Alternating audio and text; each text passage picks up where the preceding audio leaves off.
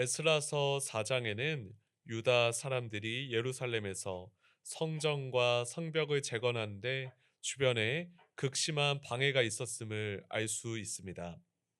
이 방해로 인해 유다 사람들은 가뜩이나 성전과 성벽을 재건하는 게 쉽지 않은데요. 끝을 모르는 인내의 시간을 견뎌야만 했습니다. 에스라서 4장 11절부터 13절까지 말씀입니다. 아닥사스다 왕에게 올린 그 글의 초보는 이러하니 강 건너편에 있는 신하들은 왕에게 아뢰나이다. 당신에게서 우리에게로 올라온 유다 사람들이 예루살렘에 이르러 이 폐역하고 악한 성읍을 건축하는데 이미 그 기초를 수축하고 성곽을 건축하오니 이제 왕은 아시옵소서. 만일 이 성읍을 건축하고 그 성곽을 완공하면 저 무리가 다시는 조공과 관세와 통행세를 바치지 아니하리니 결국 왕들에게 손해가 되리이다. 지금 이 내용은 페르시아의 아닥사스다 시대에 있었던 일입니다. 이는 성전 재건 이후의 시기인데요.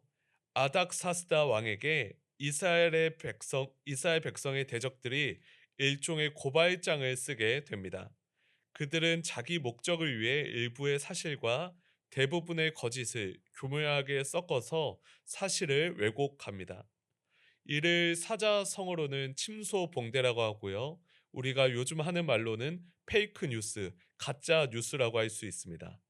성벽 재건을 방해하는 대적들은 아닥사스다 왕에게 쓴 고발장에서요. 유다 사람들은 본래 반역을 일삼았기에 만약 이들이 성읍을 건축하고 성곽을 완공하게 된다면요.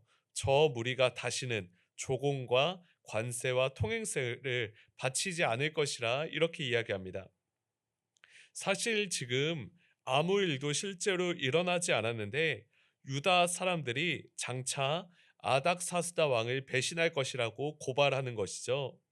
그들은 속내를 감추고 왕의 국고 손실과 영토 상실을 걱정한다라는 말을 더하였습니다. 그들의 고발장은 이후에도 계속 이어집니다. 에스라서 4장 14절부터 16절까지 말씀입니다. 우리가 이제 왕궁의 소금을 먹음으로 왕이 수치당함을 참아보지 못하여 사람을 보내어 왕에게 아뢰오니 왕은 조상들의 사기를 살펴보시면 그 사기에서 이 성읍은 패역한 성읍이라 예로부터 그 중에서 항상 반역하는 일을 행하여 왕들과 각도의 손해가 된 것을 보시고 아실지라 이 성읍이 무너짐도 이 때문이니이다. 이제 감히 왕에게 아뢰오니 이 성읍이 중건되어 성곽이 준공되면 이로 말미암아 왕의 강 건너편 영지가 없어지리이다 하였더라. 대적들은 왕궁의 소금을 먹는다는 이유로 이 유다 사람들을 고발한다라고 지금 하고 있습니다. 유다 사람들이 얼마나 패역한 자들인지는 과거의 역사 기록을 살펴보면 잘 알 수 있을 것이다라고 덧붙이죠. 이렇게 유다 사람들이 향한 가짜 뉴스를 전달하니 아닥사스다 입장에서는 이 말을 거의 그대로 믿게 됩니다. 아첨의 말과 입에 발린 충성 고백은 어느 시대나 권력자들을 미혹하기 쉬웠습니다. 또한 당시 페르시아는 대제국이었기 때문에 이런 고발장이 왔다고 해서 실사를 하거나 그것을 실제로 확인하는 것은 쉽지만은 않은 일이었습니다. 그렇기에 유다 사람들은 이 고발장으로 인하여 순식간에 반역자 혹은 배신자 취급을 받게 됩니다. 그리고 이 고발장을 쓴 사람들은 충성스러운 신하가 되고 말았죠. 에스라서 4장 18절부터 20절까지 말씀입니다. 너희가 올린 글을 내 앞에서 낭독시키고 명령하여 살펴보니 과연 이 성읍이 예로부터 왕들을 거역하며 그 중에서 항상 패역하고 반역하는 일을 행하였으며 옛적에는 예루살렘을 다스리는 큰 군왕들이 있어서 강 건너편 모든 땅이 그들에게 조공과 관세와 통행세를 다 바쳤도다. 아닥사스다 왕이 유다 백성의 대적들이 보낸 고발장에 회신하였습니다. 아닥사스다 왕은 그들이 보낸 고발장을 토대로 과거의 역사 기록을 찾아보니 그 땅에 반역이 자주 있었다라고 평가합니다. 그리고 과거 이스라엘 왕국이 번창했을 때 주변국들이 이스라엘 왕국을 향하여 조공을 바친 역사도 확인했다라고 덧붙이죠. 아닥사스다 왕은 대제국의 군주로서 이 제국의 잠재적인 위협이 되는 요소를 미리 없애고자 하였습니다. 그래서 고발장의 내용 그대로 유다 백성의 예루살렘 성벽 재건을 금지하였습니다. 이 결정은 아닥사스다 왕이 알고 싶고 듣고 싶은 것만 취사 선택하여 진실을 덮어버린 어리석은 결정이었습니다. 그 내용이 에스라서 4장 21절부터 22절까지 말씀입니다. 이제 너희는 명령을 전하여 그 사람들에게 공사를 그치게 하여 그 성을 건축하지 못하게 하고 내가 다시 조서 내리기를 기다리라. 너희는 삼가서 이 일에 게으르지 말라. 어찌하여 화를 더하여 왕들에게 손해가 되게 하랴 하였더라. 아닥사스다 왕은 이렇게 명령하죠. 이제 그대들은 명령하여 이 사람들이 일을 멈추게 하시오. 이 성읍을 다시 지어서는 안 되오. 내가 명령을 내릴 때까지는 조심해서 소홀함 없이 이 일을 하도록 하시오. 이렇게 왕이 엄하게 명령하니 공사가 중단될 수밖에 없었습니다. 에스라서 4장 23절과 24절 말씀입니다. 아닥사스다 왕의 조서 초본이 르훔과 서기관 심세와 그의 동료 앞에서 낭독됨에 그들이 예루살렘으로 급히 가서 유다 사람들을 보고 권력으로 억제하여 그 공사를 그치게 하니 이에 예루살렘에서 하나님의 성전 공사가 바사왕 다리오 제2년까지 중단되니라. 아닥사스다 왕의 조서를 가지고 르훔과 심세와 그의 동료에게 전달되었고요. 그들이 서둘러 예루살렘에 있는 유다 사람들에게 가서 온 힘을 다하여 예루살렘에 이 성벽이 재건되고 그 성이 온전케 되는 것을 가로막았습니다. 그리고 에스라서 4장 24절에는 다시 그 시점이 원래대로 돌아오는데요. 성전을 재건하는 게 페르시아 임금 다리오 제2년까지 중단되었다는 것입니다.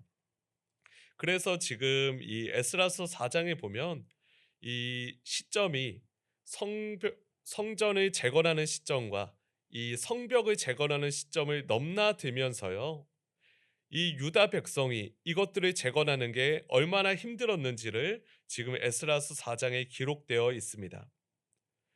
그래서 예루살렘에서 성전을 재건하는 것과 이 성벽을 재건하는 과정은 주변의 방해 속에서 매우 어렵게 진행되었다는 것을 우리가 이 에스라스 4장을 통해서 확인하였습니다. 그러나 이러한 집요한 방해 속에서도 하나님이 계획하신 것은 반드시 진행되고 성취됩니다. 시편 127편 1절 말씀입니다. 여호와께서 집을 세우지 아니하시면 세우는 자의 수고가 헛되며 여호와께서 성을 지키지 아니하시면 파수꾼의 깨어 있음이 헛되도다.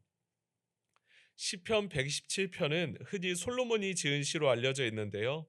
이 시는 여호와께서 집을 세우지 아니하시면 건설하는 자의 노력이 헛되고요. 여호와께서 성을 지키지 아니하시면 파수꾼의 경계가 의미가 없다라고 강조합니다. 즉 인간의 노력과 의지 그 너머에 하나님의 계획과 섭리가 훨씬 더 중요하다라는 뜻입니다. 따라서 하나님께서 예루살렘 성전을 짓고자 하시고 성벽을 재건하고자 하시면 이를 막을 존재는 그 누구도 없습니다. 사탄이 할 수 있는 일은 고작 거짓말하고 방해하는 수준이라서요. 사탄 역시 하나님의 주권과 통제 아래 있습니다. 따라서 우리가 주어진 소명을 이루어가며 여러 어려움을 만났을 때 너무 쉽게 좌절하지 말고 하나님의 소명을 하나님께서 이루신다는 믿음을 가져야 합니다. 고린도후서 4장 7절부터 10절까지 말씀입니다.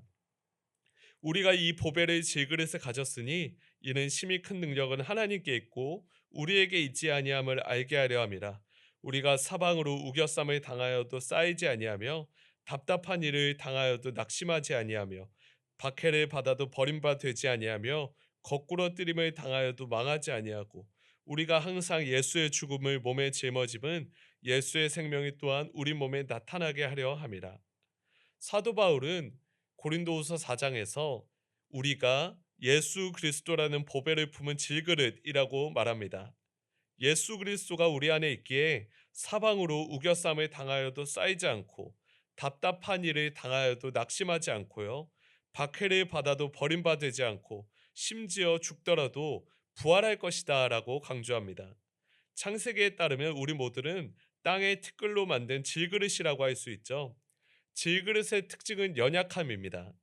질그릇은 금그릇과 은그릇처럼 화려하지도 단단하지도 않습니다. 따라서 질그릇 그 자체를 자랑하는 것은 의미가 없습니다. 질그릇 안에 있는 보배를 자랑하는 게 유익한 일이죠.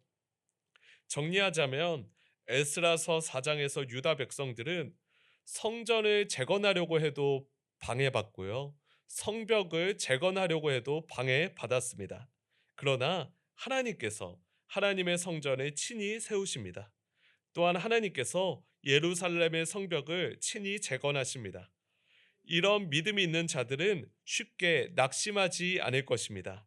우리는 살아가며 크고 작은 어려움을 겪습니다. 그 어려움 속에서도 일일비하지 말고 오직 하나님만을 바라봅시다. 우리가 어떤 어려움을 만나더라도 우리를 사랑하시는 주님으로 인해 넉넉히 승리하리라 믿습니다. 함께 기도하겠습니다.